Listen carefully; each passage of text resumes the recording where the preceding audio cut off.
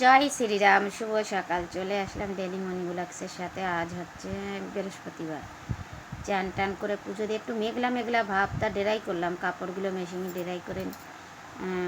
মানে আমাদের লিন্টার ছাদের পাশে একটু ছাদ বাড়ানো, তো দেওয়ালের গা দিয়ে দড়ি আছে লাগানো, ওখানে দিলাম। আর গামছাগুলো বারান্দার এইখানে দড়ি আছে, ওইখানে দিয়ে দিলাম পাতলা কাপড়গুলো। আর মেয়েকে সকালে ডিউটি গেল, কালকে ফুলকপির সবজি ছিল, আর কালকে আমার মোবাইলটা ছিল খারাপ, আমি কোনো ব্লগ দিতে পারিনি। সকালে গুড মর্নিং ব্লগ দেওয়ার পরে মোবাইলটা একদম বন্ধ হয়ে গেল। সে মোবাইলটা আমি আর অন করতে পারছি না। সেই মোবাইল অন হলো আমার 3টের দিকে, যে অনেক কষ্টে। ওই জন্য কালকে মাছ রেখেছিলাম, বড় একটা মাছ, ভাজা টাজা কিচ্ছু দেখাতে পারিনি। তা সাথে থাকবেন, চেষ্টা করব আজকে পুরো ব্লগটা দেওয়ার জন্য। নতুন হলে সাবস্ক্রাইব করবেন। আর এখনের খাওয়া দাওয়ায় টিফিনে পরোটা আর ফুলকপির তরকারি, ওটাই দেখায়।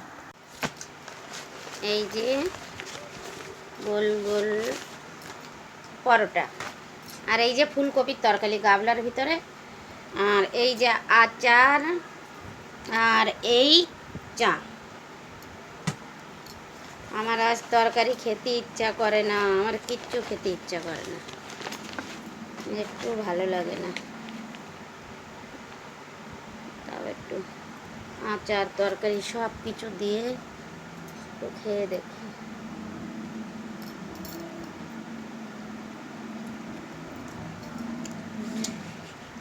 টক আচার,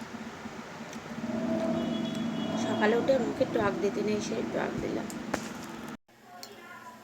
11টা বেজে 26 মিনিট, আর আমার আজ রান্না হয়ে গেল। একটু তাড়াতাড়ি রান্না করলাম। আজকে বাইরে না মেঘ মেঘ সকাল থেকে, বর্ষা তো হয়নি, তা রান্নাটা হয়ে গেল। কালকে তো জানেন আমার মোবাইলের খারাপের জন্য আমি রান্নাটা দিতেই পারিনি। আর রান্নাটা আপনাদের একটু দেখাই, কি রান্না করলাম। রান্না কমপ্লিট হয়নি, হচ্ছে। তরি তরকারিগুলো হয়ে গেছে, দুধটা গরম হচ্ছে, রান্নাটা আপনাদের দেখো। এই যে আমার দুধটা গরম হচ্ছে, দুধওয়ালা এখন আসলো, কেন রান্না তাড়াতাড়ি হয়ে গেল ওই জন্য। আর প্রেসারে ভাত আছে, আর এই পাকোড়া করেছিলাম তো, তেল আছে কড়াইতে, ঢেকে রেখে দিয়েছি। আর এই দেখেন পেঁয়াজেরও পাকোড়া আলাদা, আর গাছে আজ 3টে কুমড়োর ফুল হয়েছিল, ওই কুমড়োর ফুলের পাকোড়া। আর কেউ কচুর লতি বলে, কেউ কচুর বই বলে, ওইটা একটু কষা কষা। আর আলু দিয়ে, মাছ দিয়ে একটু রসা, এই কিন্তু 3 রকম রান্না।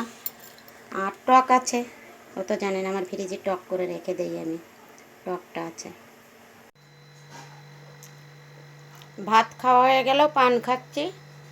দুপুরে অনেক তরি তরকারি ছিল, ওটা ভাত গরম করে খেলাম। আরও কিছু বেঁচেও গেছে, ফ্রিজে রেখে দিয়েছি। আর শুভরাত্রি, সবাই ভালো থাকবেন। দেখা হচ্ছে আগামীকাল একটা নতুন ব্লগের সাথে। পুরো দিন আমার সাথে থাকার জন্য অনেক অনেক ধন্যবাদ। নমস্কার।